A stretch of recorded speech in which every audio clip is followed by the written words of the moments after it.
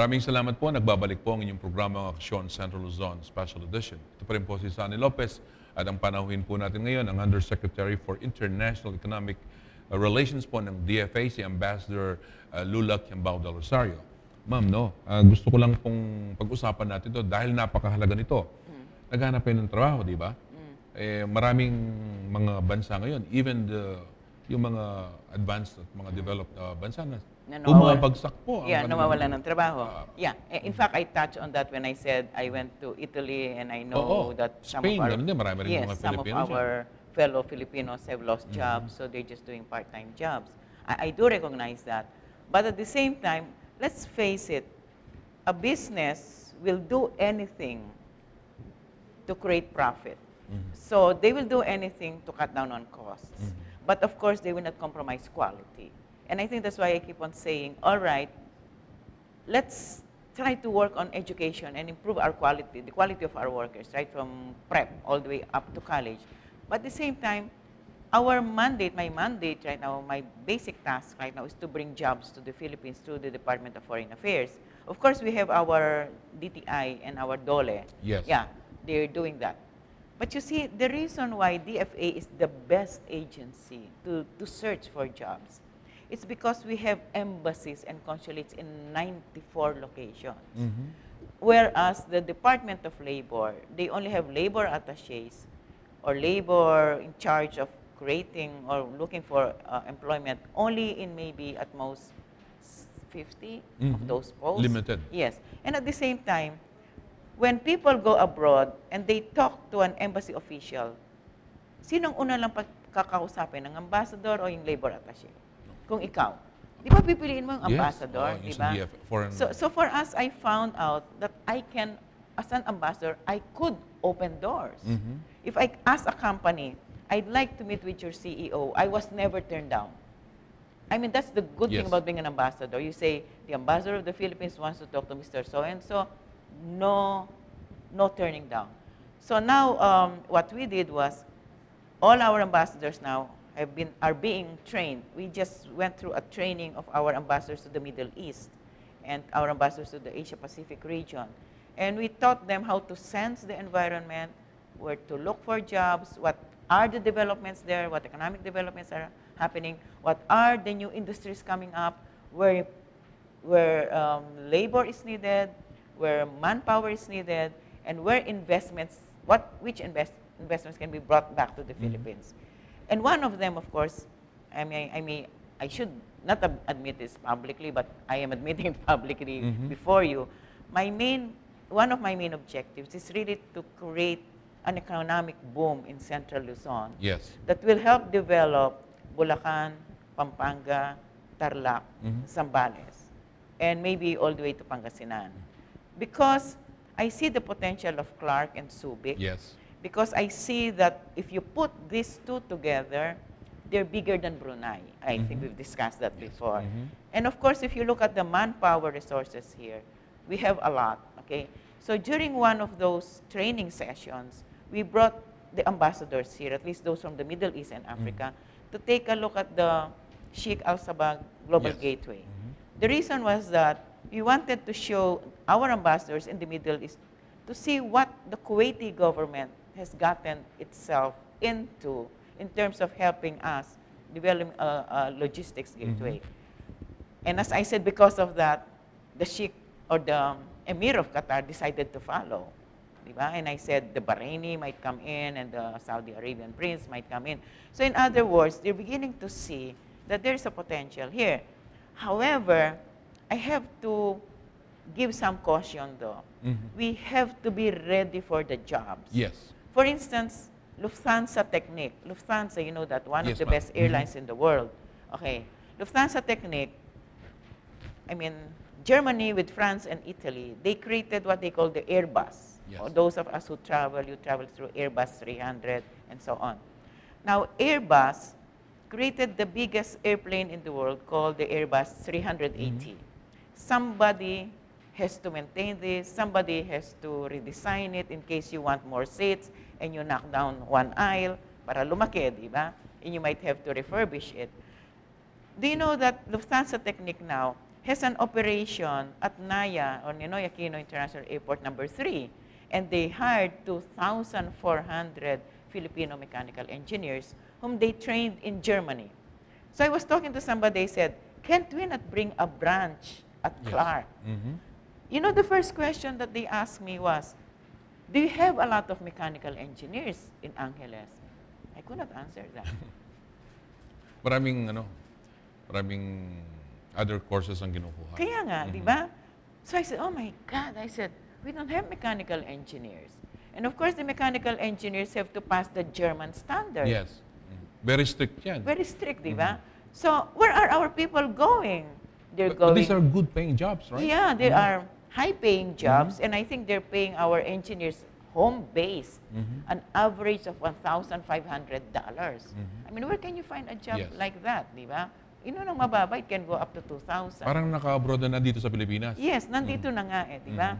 So yun ang ginagawa namin. And so, and then some of our ambassadors would say, you know, IBM wants to create a business processing BPO operation call center with various languages. Gusto nila, IBM yan, this is the biggest computing company. They said, we want, they say, to hire around 5,000 people who can speak all languages, French, Arabic, Spanish, Chinese. And I said, why were you thinking of the Philippines? Because they said, because of your Filipino workers abroad, they have children. Can't you not bring them back here to work as customer service operators? Then I said, wow, I don't know. I said, because they're willing to pay good money. But at the same time, how many of our overseas children really speak very good languages in their foreign language? I mean, it's always complicated unless we are serious about something. If we have to be good in languages, let us be very good at it so that at least we can use it. Or even translators. We do need a lot of translators of contracts. Wala sa atin marunong mag-Arabic. Ang dami-dami nating Pilipino nasa Arab world. And then all these employment contracts, walang maka-translate. Kaya hirap na hirap kami sa, sa DFA. That's one. So most of our embassies, therefore, our ambassadors are there scouring for opportunities so that they can bring back, jobs Pero that here. was the way it was done before. Maaring meron, pero ngayon, yung mindset nyo talaga, ganun na. Yes, yes. Well, actually, we started this 20 years ago during the time of Roberto Romulo, Bobby Romulo. But then it died because other realities came in. But now our Secretary of Foreign Affairs is an investment banker, an investment man. So he said, where can you look for opportunities except through the ambassadors? And of course, other countries are doing it. Their ambassadors are called economic diplomats because we have 3 types of diplomacy: political diplomacy, economic diplomacy, and consular relations. That's where we take care of passports, visas, and problems. Most of us, I think, we're too focused on political diplomacy. We forgot that economics is politics. So ano pang nakikita mo, ma'am, dito sa Clark with the airport here? Oh, yeah. With it becoming the potential premier international airport of the country. But you have to look at where are the glitches. Why is it that the railroad is not taking off as fast as we want? Okay. May problema dyan, di ba? Because unless you can bring the passengers out, then you cannot really do that. Now, I may say something controversial here. If you have the North Rail that will bring, let's say, commuters from Manila up to Northern Luzon, do you want the airport passengers to be in that same train? I'm looking at a separate road, that will bring the passengers back to Manila. It's a fast rail. Di ba pwedeng iba-ibang biyahe na lang yan, ganon? Para sa mga... it has to be 2 separate tracks, di ba? Tracks, So that means, in fact, somebody told me... Para sa industriya, tsaka para sa mga... Yun nga, because if I were somebody who just arrived from a 20-hour trip, tapos sasabay ako sa mga computers na ito na ang ingay-ingay, di ba? Even if they remove me in a separate coach, but it has to stop on every station. It adds to my travel time. So dapat ito from airport to Manila. Diretso na yan. Yeah. So you have to look at that. Where could that second track be? Maybe it should be separate. And some people say maybe in the middle of the Northern Luzon Expressway because it's empty. Maybe that's another possibility. But you have to look at that. You have to look at the OTC. You have to look at the airport people. But the administration now is hell-bent on seeing that this will happen. Yes, but as I said, it should not depend alone on the Yes. North Rail system. If possible, look at it from another point so that you have two kinds of movement of people happening. Okay. The other one is this. Clark can be part of the global supply chain. Yes. Okay. That means goods that become part of manufacturing in another country should be able to be moved through Clark. If And I'm- from Clark to the other parts to of the other world. parts of the world. And of course, Angeles Yes. and Pampanga as a whole, I mean Angeles as a whole, is located in an elevated system. So that even if there are floods, Angeles doesn't get flooded, right? I mean, Tama. I've been living for so many decades. I haven't seen any flooding in Angeles Yes. per se. Now, when you talk of global supply chain, look at what happened in Thailand. There was flooding for 3 weeks. Very recently. Recently, right? 3 weeks of flooding, that was in November, right? And then what happened?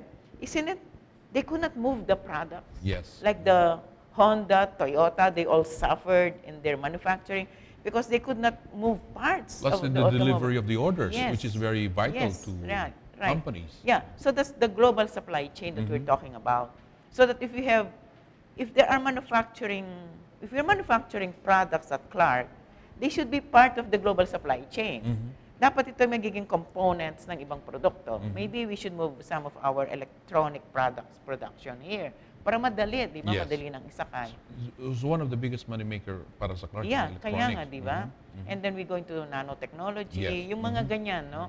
But then, of course, do we have the right people? Can we hire the right number of people? So you're telling us we have to be ready for this. You have to be ready. We have to prepare yes, for this. Yes, you have to be ready. And then, of course, once the airport is in operation, how is our infrastructure Yes. in Angeles and Mabalacat?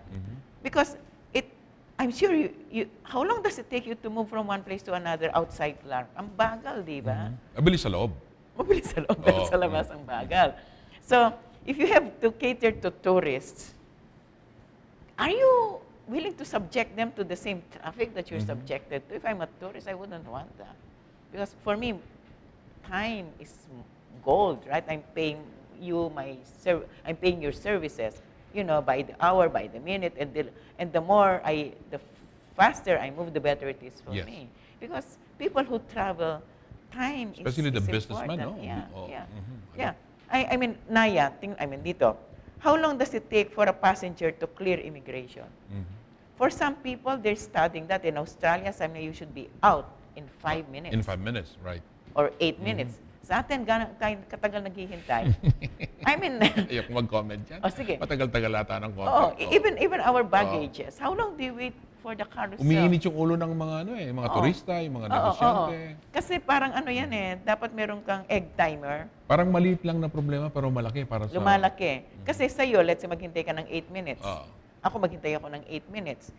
By the time you service the last, lumalaki yung 8 minutes na yun Kasi tumatagal, di ba, nag-accumulate ng tardiness. So anong magandang strategy dito para yun nga? I think first you have to look into what educational Oo nga. background do you need. Do we have to go back to the basic? Yeah. Right now, of course, the people whom we have educated, we Oo. just so we have educated them. But let us look at the way we teach, no? Maybe we just have to go, even the DepEd curriculum, I think, is good enough, okay? You use that as a basis. But then you teach also the value of efficiency, the value of systems, Yes. you know, because assuming you don't know the systems approach. Ito yung attitude ng trabaho. Yeah. Iba Oo. tayong Pilipino pag nasa Oo. abroad. Oo. Iba rin tayo mag-perform Yes. pag nandito tayo sa Oo. Pilipinas. Yeah. Kahit lang sa tinan mo na lang pag bumili ka sa department store. Ako'y nagtataka kung bakit yung kahera ay nakikipagdaldalan sa checker, di ba? Kung minsan problema ng buhay nila, nakakatagal sa Ikaw, nagmamadali ka, tapos ito, daldal sila ng daldal. Tapos sabi ko, bakit ang dami niyong pinag-uusapan dyan? Bakit hindi mabilis, di ba? And Kaya nagbabayad ka na lang sa munisipyo, gano'n. nagbabayad sa munisipyo. Tapos merong magbe-break. Nagbabayad ka na niyan, ha? Nagbe-break. Pasensya na ho kayo, nag-break. You know, you're not supposed to go on break. Di ba? Or kung may magbe-break, dapat somebody takes over. Okay? Or somebody should create a different line. Yes. So, the ease of doing business. should be there because otherwise people wouldn't want to do business with us. Pero ito ba tinuturo niyo na sa eskwelahan niyo? Ngayong mga bata pa lang, itong attitude ng mga ganito? Dapat nga, Kasama I ba just yan? hope my teachers do that at Oo, Pax at Lumen because otherwise, you know, I will have to remind them, of course, even in our own canteen. Yeah, like for instance, what do you want to do at the canteen? How efficient should it be? Di ba? Even the food, how should you serve it? There are some concepts here. Maybe there should Kasi be... wala sa classroom yan, pero part of the education sa mga bata, but it's part also of ease of doing business. Yes. Yeah. Kaya nga ayoko ng masyadong maraming regulations. Sabi ko, kailangan ko i-regulate natin, baka may abuso. Pero there is such a thing as a useless regulation.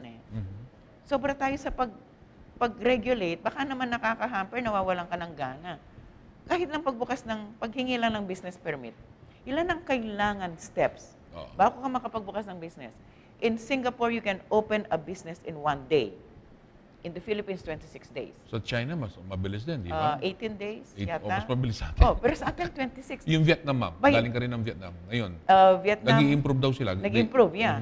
Noon, medyo kasing tagal natin. Ngayon, kumukonti. Kasi ang dami mong approval na kukunin eh. Inaaral ba tayong mga Filipino? Gaya ng ginagawa nyo, inaaral nyo yung mga iba-ibang mga Yes, bansa. pero yung iba, ayaw kasi nilang gawin kasi money-making yun eh. For every signature, may Tama. opportunity May for kita doon. corruption. Uupuin mo yun, di ko papayagan ito. Habang naghihirap yung kumukuha ng mga... Oo, sige, ito yung facilitation fee. Yes. Bigyan kita ng 500, di facilitated yun. Ilang steps yun. Oo, sabi nga nila sa ibang opisina daw, nakabukas yung drawer ng clerk para kung gusto mong mag-donate doon sa drawer niya, para bumili siyang business, yung gano'n. Sa immigration nga, gano'n na rin, di ba? Naghingi sila ng donation. Baka barilin tayo, Sunny. Hindi ma'am, okay lang. Totoo naman eh. Sige. Okay, so medyo, kaya yung mga sa Manila, yung mga escorted, ini-escort ng iba para makapasok yung mga ibang tao. Diyan magaling yung ating Pinoy. mga kababayan. Yun lang ang problema eh. That's the business that we want eh. I mean, it's not, we will earn... Pero hindi tayo asenso pag gano'n na gano'n. We should stop thinking like accountants. Huwag nating isipin, ito mag-a-apply ngayon, 10 ito. Kikita ko sa 5 dyan. That's accounting. But if you say, all right, I will make business so easy so that people will be encouraged to put up businesses. There will be more employment and more people will pay taxes. And out of that taxes, we'll have better services. Yes. And out of those taxes, we will have maybe an improvement in our own salary scale. That's how we should look at. Hindi yung accountant na, 1 plus 1 is 2. Hindi. Alisin mo yung 1 plus 1 plus 2 na yan. Linisin mo yung operations. People will love you so much. Yeah. They'll come here. And that is the wonder of Singapore. You can open a business in 1 day. And even for us, we enjoy visiting Singapore, isn't it? It's so efficient. And yet we don't want to follow them because we're thinking of our own pockets. Sana konti naman pagmamahal sa bayan. Tama. Ano lang naman yun eh. Masyadong yung pansarili, naman makasarili masyado yung pag-iisip natin. Dapat ang bayan. Kung minahal mong bayan mo, susunod ang pagmamahal sa pamilya. Hindi, it's not the family versus the country. It's the country above all. So gaano katagal bago natin ma-realize ito? Dapat magsimula sa bata pa and lang. we should not give up. And then we should not say, matagal na nating alam yan, wala nang pag-asa, ganyan mga politicians, ganyan yan, ganyan mga bureaucrats. I work with government. Pag nag-give up tayo, talo na tayo. Yeah. And we know governments are not exactly admired, di ba? But if we keep on working, then we'll be okay. Meron pang esperansa. Oh, yeah. Mm-hmm. This is something that we forgot, Sunny. When the revolution against Spain was being discussed, who were the leaders? How old was Gregorio del Pilar? He was 24 years old. How old was Aguinaldo? 28. How old was Rizal? He was just maybe 24 years old. Mga batang-bata. All these people were in their 20s and they created a revolution. Of course, somebody told me, kasi naman Lula, noon ang buhay ng tao ang iksi. Okay, kako. Add 10 years to their lives. The 24 na Gregorio was 34. Rizal, who was 24 or 27 was 37. These are people in their youth. They should be the ones leading the revolution.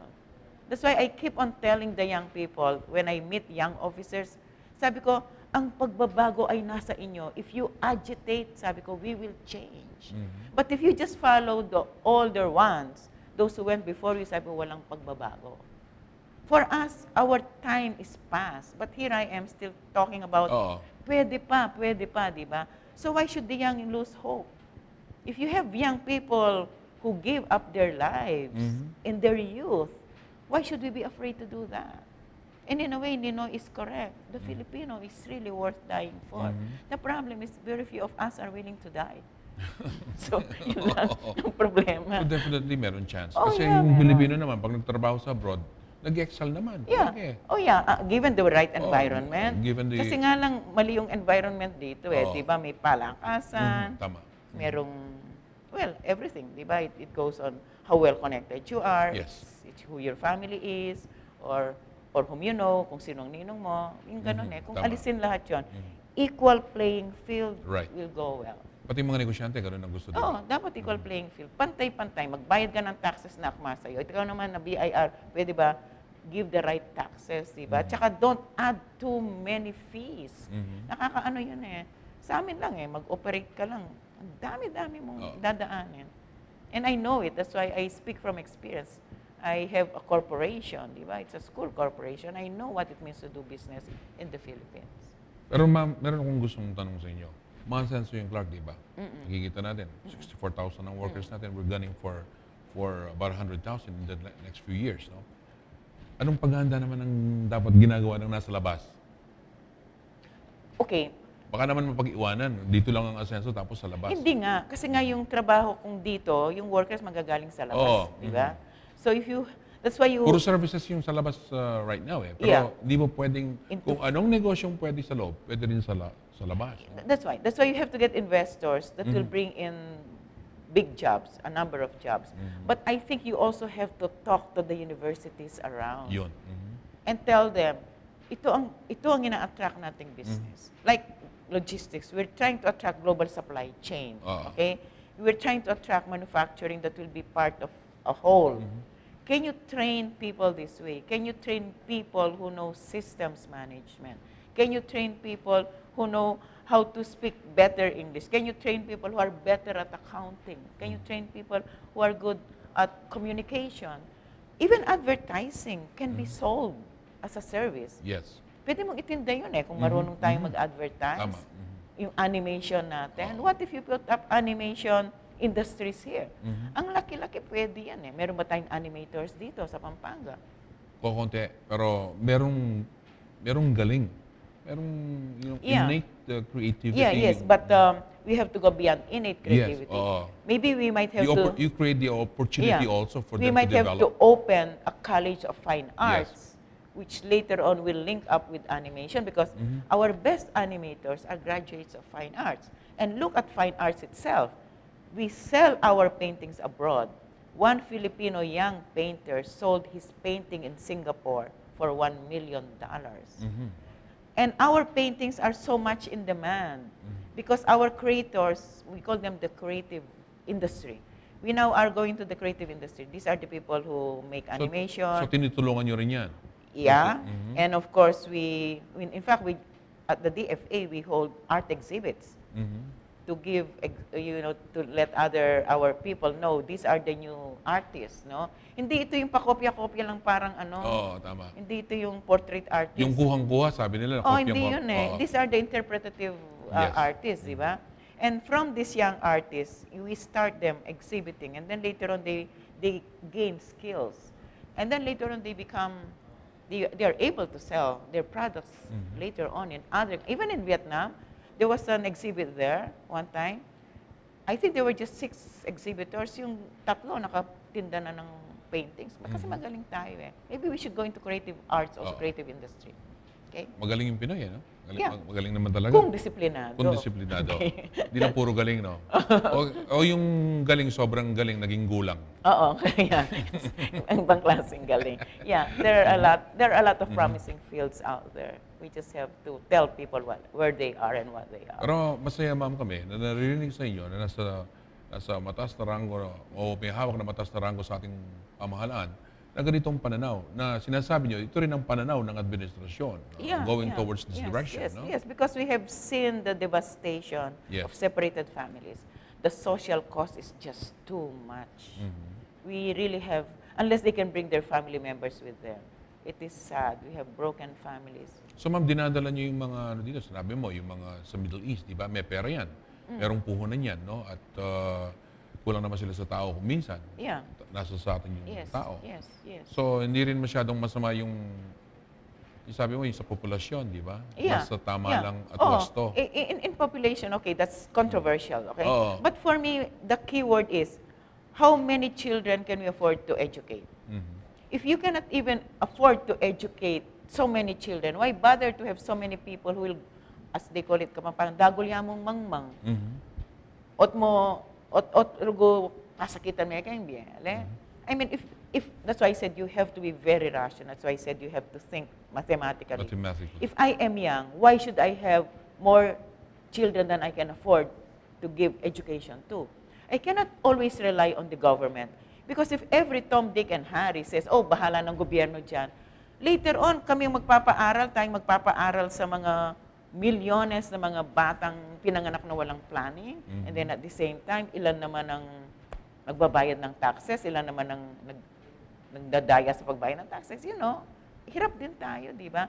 When I say planning, of course, you're talking about the morality. I'm not talking about abortion or abortifacients, but there must be some way that couples can really regulate their childbearing. Or their, the number of children that Ma'am, they can. isang tanong na lang, no? Gusto ko lang kasi balikan ito Natatakot po yung marami sa call center industry ngayon, yung sa sinasabi ng mga humahabol, meron silang gustong isabata sa Amerika na doon na lang sa kanila itong mga to. Ano bang paghahanda dapat natin ginagawa dito? Okay, unang-una, it's election year. Yes. Okay, it's a campaign. Kampanya. Okay, kampanya yan. So, I can say that maybe, yes, it might happen, but I think many companies will still look at the profit margin. If hiring somebody at home will really cost so much and it will eat into my profits, I will consider still outsourcing. But remember, as I said, Sunny, let us not just look at the voice center as the source of outsourcing. Let us look at outsourcing other services. As I said, kamukha ng Airbus na yan. That's also outsourcing. The skills, accountancy, legal services, advertising, all of this can be outsourced to us. Can you imagine how much the advertising industry can earn if the advertising revenues are transferred partially to us? Kung magaling tayo sa advertisement, magaling tayo sa animation, we can use animation also as a venue for creating games, for advertisement, for so many things, for full feature. So kayo ma'am, sa DFA ngayon, yung trends hindi nyo pwedeng pabayaan kung anong nagaganap. Kailangan nakasunod tayo dyan. Oh yeah, ang mga posts natin, nagre-report sa amin, sa opisina ko. Every week kung anong ginagawa nila, kung anong bagong nangyayari, di ba? In fact, meron ngang nag-report. Sabi nila, gusto nilang bumili ng cups na biodegradable, made of coconut fiber. Pero kailangan maganda. Can you imagine kung may teknolohika tayo doon, may technology tayo? Because they don't like, they like biodegradable. Kasi yung styrofoam, di ba? Nakakasira yan, di ba? Very environment conscious pa naman ng buong mundo ngayon. Oo nga. Plastic is bad. Styrofoam cups are bad. So what can we offer? Fiber from our coconut shells. Yes. From our coconut husks, rather. If we can develop those into something that can be used to hold hot drinks. Again, it's technology. Again, it's science. We have to get into that. Okay. Alam mo, gusto pang, I still want to pursue this discussion but we have a few minutes left. Ano mong gusto mong sabihin sa ating audience ngayon?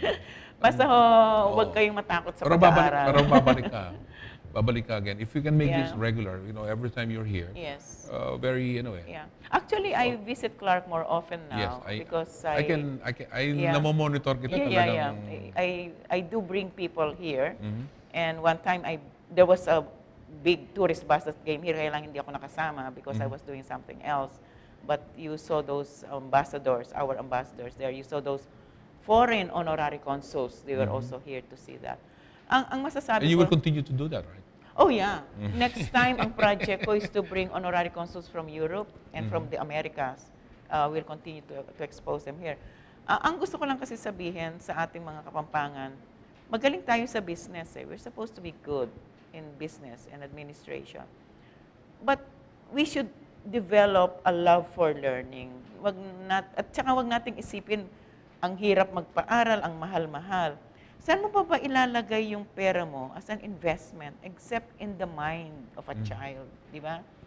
An educated child will bring less problems to the community. An educated child will bring more in terms of production, productivity. So in other words, we have to develop a child, you know. You have to walk with them, you have to lead them, you have to guide them. Yes. And you have to really, really educate them. Let's not be afraid of paying for education. And let's tell each child, education really is the key to a better future, not only for himself, but for his community. Yes. Yeah, and we have to look, as I said, beyond the family. We have to look at the nation. Okay. Maraming salamat po, Maraming ma'am. salamat.